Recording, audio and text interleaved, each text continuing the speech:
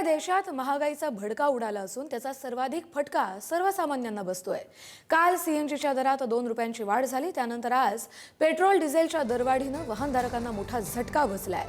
सोनं चांदी देखील महागली असून काल सोन्याच्या दरात एका दिवसात 1000 रुपयांची वाढ झाली आहे।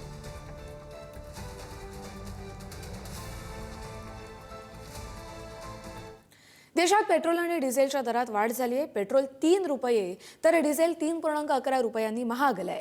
मुंबईमध्ये पेट्रोलसाठी 106.50 रुपये तर डिझेलसाठी 93 रुपये मोजावे लागणार आहेत। आंतरराष्ट्रीय बाजारपेठेत कच्च्या तेलाचे भाव कडाडले, त्यामुळे ही दरवाढ झाली आहे।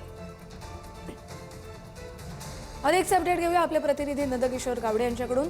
नंदकिशोर, सध्या तुम्ही कुठल्या भागात आहात, तिथे पेट्रोलचे दर काय आहेत आणि सर्वसामान्य नागरिकांच्या काय प्रतिक्रिया उमटतायत?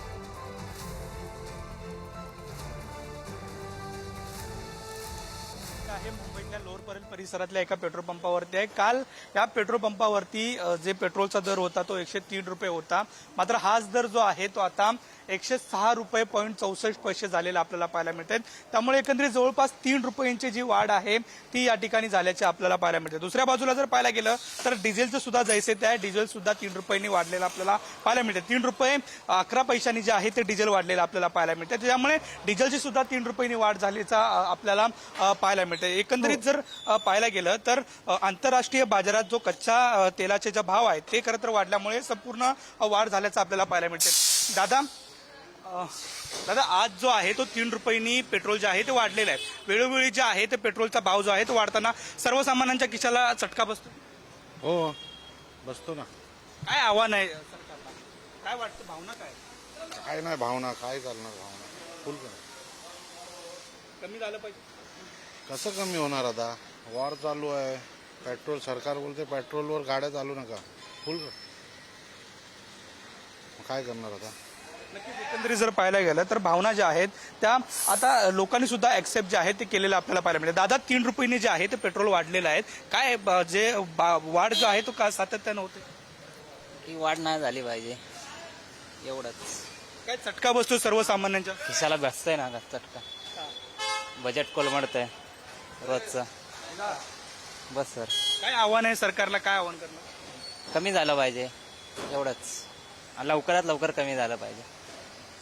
नक्कीच खरं तर कस्तुरी, काल जर पाहायला गेलं तर गॅसचे सुद्धा जे आहे ते भाव वाढलेले आपल्याला पाहायला मिळतात। दादा, आज 3 रुपयांनी जे आहे ते पेट्रोल आणि डिझेल दोन्ही वाढलेलं आहे, काय भावना आहेत? सातत्यानं जो दरवाढ आहे ती होताना पाहायला मिळते, सरकारला काय आव्हान? सरकारला एकच आव्हान आहे की लवकरात लवकर जी काय परिस्थिती निर्माण झाली आहे ती कमी व्हायला पाहिजे आणि जे काय आपल्या सर्वसामान्यांचे प्रश्न आहेत ते दूर झाले पाहिजे। धन्यवाद। पण सातत्यानं हा जे दरवाढ होत आहे त्याच्यामुळे सर्वसामान्यांच्या खिशाला चटका बसतोय, त्याचं काय? सर्वसामान्यांना खिशाला चटका बसतो, पण काय करणार? आपण नेहमी आपल्या हे वापरण्यात त्या गोष्टी आहेत तर त्या तर झाल्याच पाहिजे, त्याच्यासाठी आपण काहीच करू शकत नाही।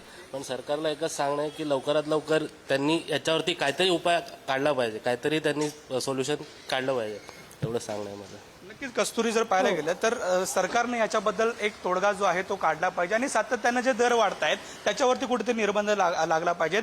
ही रोजची वापरण्याची वस्तू आहे, त्याच्यामुळे लोक सुद्धा ऍक्सेप्ट करत चाललेत। मात्र एक दिवसात 3 रुपयांनी पेट्रोल जे आहे ते वाढलेलं आहे, डिझेल सुद्धा 3 रुपये 11 पैशाने वाढलेले आहेत, तर काल गॅसची सुद्धा जी आहे ती भाव जी वाढल्याचं आपल्याला पाहायला मिळते। त्यामुळे सर्वसामान्यांच्या खिशाला चटका नक्कीच बसताना आपल्याला पाहायला मिळतोय। नंदकिशोर, धन्यवाद तुम्ही दिलेल्या या सविस्तर आढाव्यासाठी।